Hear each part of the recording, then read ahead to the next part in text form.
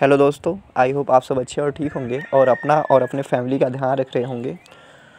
तो मेरे से बहुत सारे लोग पूछ रहे थे कि भैया आप बताइए हम पढ़ाई कहाँ से करें, कैसे करें और सबसे बड़ी बात हम रिवाइज़ कैसे करें। हम लोग पढ़ाई करते हैं लेकिन जब हम उसका एमसीक्यू सॉल्व करते हैं, रिवाइज़ करते हैं, रिवाइज़ करने में ऐसा लगता है कि हमें ये टॉपिक ही नहीं आ रहा है और एमसीक्यू नहीं बनते, तो बहुत सारा डिमोटिवेशन आता है, फिर हमें अच्छा नहीं लगता है।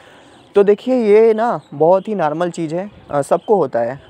मुझको भी होता है, आपके दोस्तों को भी होता होगा और आपको तो होता ही है, आपको पता ही है। तो इसके लिए घबराने की ज़रूरत नहीं है, ये नॉर्मल चीज़ है और होता रहेगा। तो चलिए हम बात करते हैं। आपने जो पूछा है कि हाउ टू रीड, ठीक है।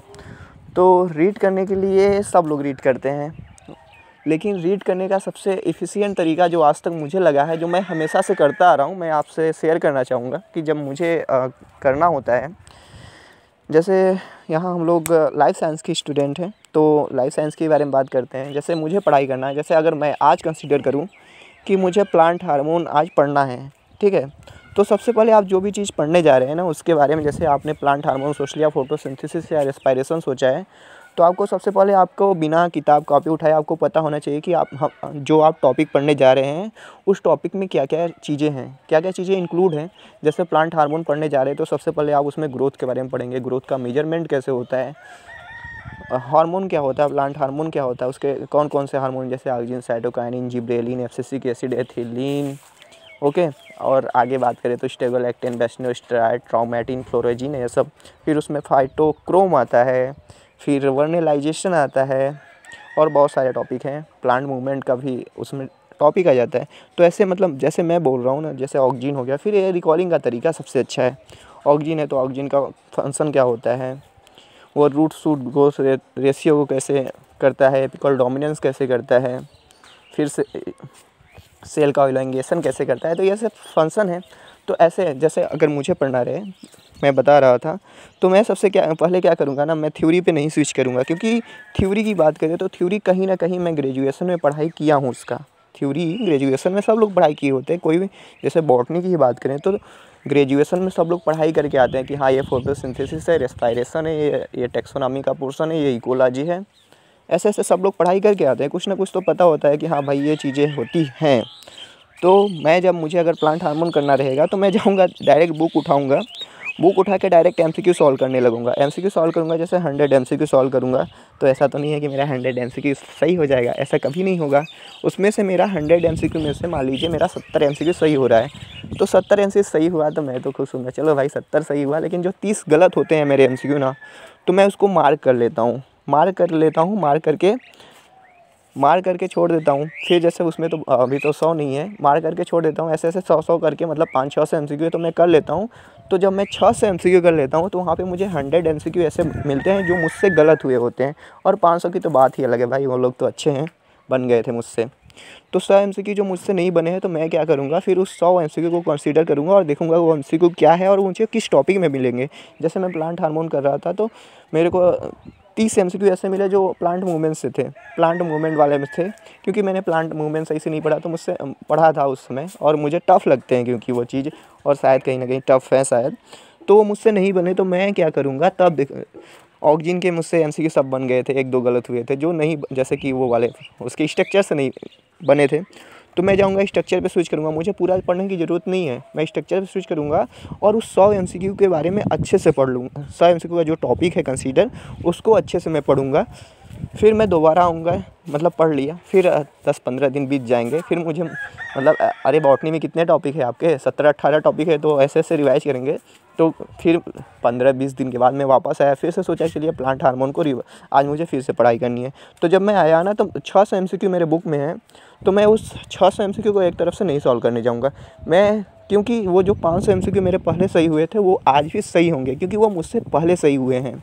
और आप सब ऐसा भी कर सकते हैं, आप एमसीक्यू सॉल्व कीजिए तो आपको ऐसा भी लगे कि हाँ ये एमसीक्यू थोड़े टफ़ है, आपसे बन भी जा रहे हैं, बन गया, लेकिन आपको लगा कि हाँ ये थोड़ा टफ़ है, तो उसको भी आप जैसे आप क्या कर सकते हैं ना, आप जैसे सिंबल का यूज कर सकते हैं। जैसे कि जो आपसे क्वेश्चन नहीं बने, गलत हो गए, उस पर आप पेंसिल से या पेन ही कर सकते हैं, आपका बुक है, पेन से भी कर सकते हैं, तो उसको टिक कर दीजिए, राइट का निशान या कट कर दीजिए, सिंपल कोई गोला किसी जो मतलब थोड़ा टफ लगे वहाँ पे स्टार बना दीजिए।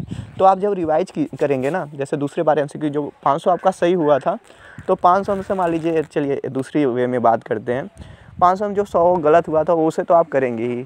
जो आपको थोड़ा टफ लग रहे थे पहले बार में, जो आपका सही हो गया था, तो उसे भी आप करेंगे। मान लीजिए आपको 50 एमसीक्यू ऐसे ही मिले थे जो थोड़ा टफ थे और आपसे सही हुए थे, ठीक है, जो आपको इंपॉर्टेंट लगे थे। तो 150 एमसीक्यू ऐसे हैं, 50 वाले करेंगे तो 50 में से आपका बनना है वो रिवाइज हो जाएगा, वो 50 उसमें रिवाइज होगा और आपका कॉन्सेप्ट भी रिवाइज होता है। और 100 एमसीक्यू जब आप करेंगे ना, तो आप पहले बार जब किए थे तो आपका गलत हुआ था, लेकिन इस बार जब आप करेंगे 100 एमसीक्यू में से ना, आपका 70 फिर सही हो जाएगा, 30 गलत होगा, ठीक है। तो फिर उस 30 को क्या करेंगे, वो जो आपने टिक किया था कि ये मुझसे नहीं बने, टिक को डबल टिक कर देंगे। ऐसे ऐसे मैं करता था और मुझे मतलब फ़ायदा हुआ। फिर ऐसे ही और थ्योरी पढ़ना, थ्योरी आप कितना पढ़ सकते हैं। लोग कहते हैं मतलब कि स्टैंडर्ड बुक फॉलो कीजिए, ऐसे कीजिए, तेज एंड जिगर लीजिए। अरे भाई उतना ज़्यादा कौन पढ़ने जाएगा, मतलब थोड़ा स्मार्ट स्टडी करना भी चाहिए ना। तो ऐसे फिर मेरा मान लीजिए एमसीक्यू सॉल्व हो गया। जीआरबी मान लीजिए जीआरबी में 600 एमसीक्यू थे। जीआरबी कुमार एंड मलिक की बुक है, बहुत अच्छी है।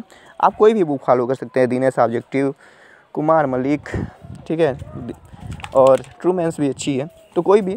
तो ऐसे मान लीजिए मेरे प्लांट हार्मोन के 600 एमसीक्यू सॉल्व हो गए।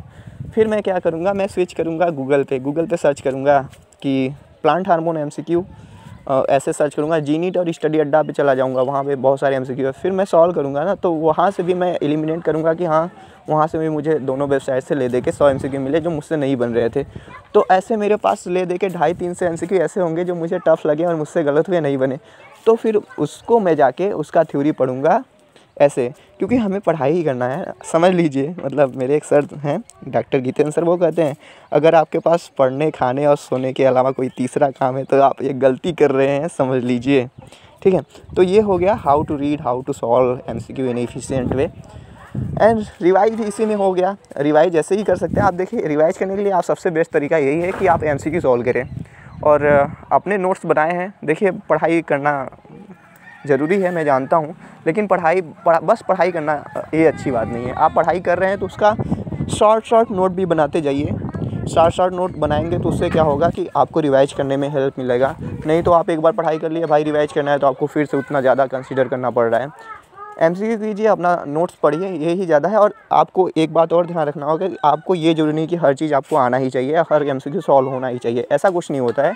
आपको जो इम्पोर्टेंट चीज़ें हैं जो वो सब आना चाहिए। ये नहीं कि जो अनरिलेवेंट चीज़ें नहीं आ रहा है तो उसके लिए टेंशन लेने की कोई बात नहीं है। अनरिलेवेंट चीज़ें बाद में सीख लेंगे, अभी एमएससी करना है, एमएससी के बाद कुछ और करना है, तो उसके बाद हम लोग सीख लेंगे ना। तो इसके लिए एकदम मोटिवेटेड रहिए, खुश रहिए और करते रहिए पढ़ाई, और कोई बात नहीं, ठीक है। Okay, thank you. चलता हूँ मैं, फिर मिलूँगा आपसे।